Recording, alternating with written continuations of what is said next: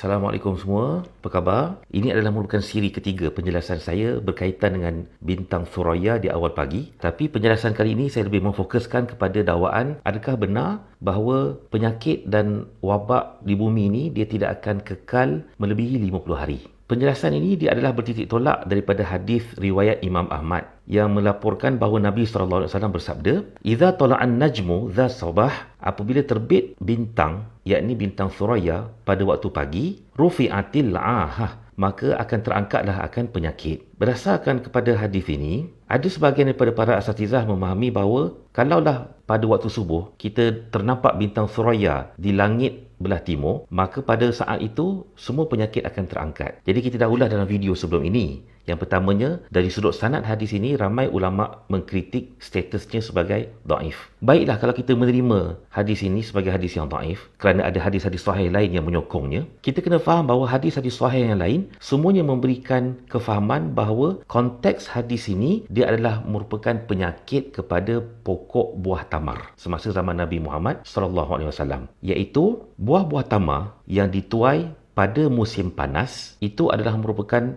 buah-buah yang terbaik kerana dia akan bebas daripada penyakit. Dia juga dah matang. Dari sudut kontekstualnya, buah yang terbaik di Madinah, dia adalah buah-buahan yang dipetik pada musim panas dan itu adalah merupakan kearifan local wisdom kepada penduduk Madinah pada zaman berkenaan. Cuma kali ini saya nak ulas sedikit dakwaan yang menyatakan bahawa penyakit di bumi ini dia tidak akan kekal melebihi daripada 50 hari. Dan sekali lagi mereka merujuk kepada pandangan yang disampaikan oleh almarhum Syekh Ahmad Abdul Rahman Al-Banna As-Sa'ati, ayah kepada Al-Imam Musyahid Hasan Al-Banna, yang mana beliau telah pengarang kitab yang mensyarahkan hadis Musnad Imam Ahmad. Jadi kalau kita buka balik syarah Syekh Al-Banna As-Sa'ati terhadap Musnad Imam Ahmad berkenaan, kita akan tengok dalam hadis bintang Thuraya tu, sebenarnya Syekh Al-Banna As-Sa'ati dia dengan jelas menyatakan di sini iaitu qalal ulama, berkatalah ulama-ulama yang mungkin sebahagian akan memahaminya sebagai saintis juga, wa muddatu maghibiha, adapun tempoh dia akan hilang, naif wa khamsuna lailah, iaitu lebih daripada 50 malam. Jadi mungkin sebahagian daripada para asatizah dia memahami maghibiha ini, yakni dia akan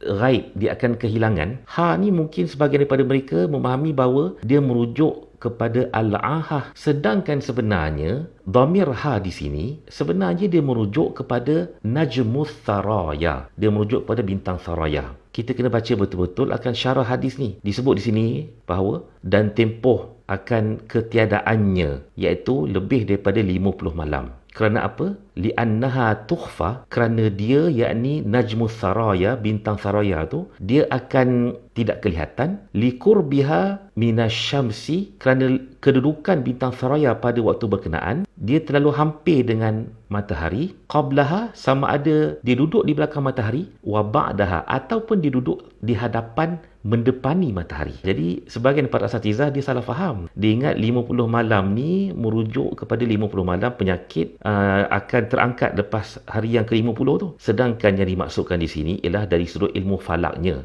iaitu bintang Thuraya ni dia tidak akan kelihatan pada waktu malam selama lebih daripada 50 hari. Lepas tu baru dia akan kelihatan semula pada awal pagi. Begitu juga yang saya nak highlightkan sekali lagi di sini, bahawa di hujung syarah hadis berkenaan, Syekh Al-Banna As-Sa'ati dengan jelas menyatakan bahawa fal muradu, dan apa yang dikendaki daripada hadis itu, ahatus thimar, iaitu penyakit pokok buah-buahan tamar, khasah, secara khusus. Makna kata penyakit dalam hadis itu dia hanya merujuk kepada penyakit pokok-pokok buah tamar saja. Di sini saya akan berkongsi sedikit asas ilmu falak sebelum kita nak membuat projection berkaitan dengan bintang Thuraya tadi. Pertamanya, ilmu falak ni dia adalah ilmu yang terpuji kerana Allah sebut kalimat falak ni 2 kali dalam Al-Quran. Yang dimaksudkan dengan falak adalah majral kawakib, yang ini orbit ataupun tempat laluan jasad samawi. Jadi secara asasnya, semua jasad samawi ini sifatnya dia akan terbit daripada ufuk timur dan kemudian dia akan terbenam di ufuk belah barat. Dan kita kena ingat juga bahawa waktu terbit dan waktu terbenam jasad samawi ini dia berbeza. Ikut setiap jasad samawi yang pelbagai lah. Sepanjang tahun dia berbeza. Ada yang sifatnya lebih perlahan daripada matahari dan ada sifatnya yang lebih laju mendepani matahari. Okay, jadi kalau kita tengok projection di sini, ini adalah merupakan kedudukan bintang Saroya, bintang Pleiades, yang saya akan pastikan bintang Pleiades ni lokasinya akan berada di tengah-tengah skrin pada 13 April jam 6.42 petang, sebelum maghrib lah ni. Jadi kita tahu matahari pada waktu itu semakin lama dia dah semakin menghampiri ufuk belah barat untuk terbenam lah. Kalau kita lajukan masa, kita akan tengok Pleiades bila matahari terbenam, Pleiades yang letaknya qabla syamsi, yakni di belakang matahari, bila langit dah semakin gelap dalam pukul 8 lebih tu, kita akan dapat sebenarnya melihat bintang Saroya 13 April pada malam karang. Okey. Dan apabila kita lajukan masa, okey, kita lajukan masa. Ini di bawah ufuk apabila matahari nak mula terbit. Ini pada waktu subuh lah. Subuh. Pada 14 April. Kita akan tengok di sini bahawa bintang Pleiades dia masih lagi berada di bawah ufuk. Yakni dia masih lagi belum kelihatan. Jadi yang kita tengok tadi dia punya pergerakan, laluan pergerakannya itulah yang dipanggil sebagai falak. Yakni majral kawakib. Okey, jadi itu sifat semua jasad samawi ni. Lalu apabila bintang Pleiades ni terbit pada waktu siang di belakang matahari, memang of course lah pada waktu siang dia tidak akan kelihatan. Kita tengok pula pada awal bulan Mei, pasal ada yang kata insya-Allah awal bulan Mei penyakit COVID-19 ni akan selesai. Pada awal bulan Mei, Pleiades masih lagi berada di belakang matahari qabla syamsi. Lalu kalau kita lajukan masa, apabila matahari terbenam waktu maghrib dekat kanan isyak tu, Pleiades masih lagi boleh kelihatan pada waktu malam, tapi berada dekat dengan ufuk belah barat lah. Mungkin sukar juga nak tengok tu. Okay. Cuma kalau kita lajukan masa, kita akan tengok di sini pada waktu subuh nanti. Okay, menjelang waktu subuh, Pleiades masih lagi berada di belakang matahari. Jadi pastinya kita pada awal pagi takkan dapat lagi melihat bintang Saroya berkenaan. Okey, bagaimana pula kalau kita pergi pada 15 Mei? Pada 15 Mei, lebih kurang jam 6 petang, kita akan tengok bintang Saroya, bintang Pleiades ni, dia punya kedudukannya menghampiri matahari. Disebut dalam syarah Syekh Al-Banna As-Sa'ati tadi, liqurbiha minasyamsi qablaha. Ni kedudukannya. Ni kedudukannya. Maksudnya kata dia duduk dekat-dekat dengan matahari sebelum daripada matahari. Lalu kalau kita lajukan masa, apabila matahari terbenam, bintang Saroya pun dia akan ikut terbenam. Inilah yang dimaksudkan oleh Syekh Al-Banna As-Sa'ati tadi, bahawa bintang Saroya tu dia akan tidak kelihatan di langit malam melebihi daripada 50 hari. Kerana kalau kita lajukan masa dan kita tengok pada keesokan subuhnya,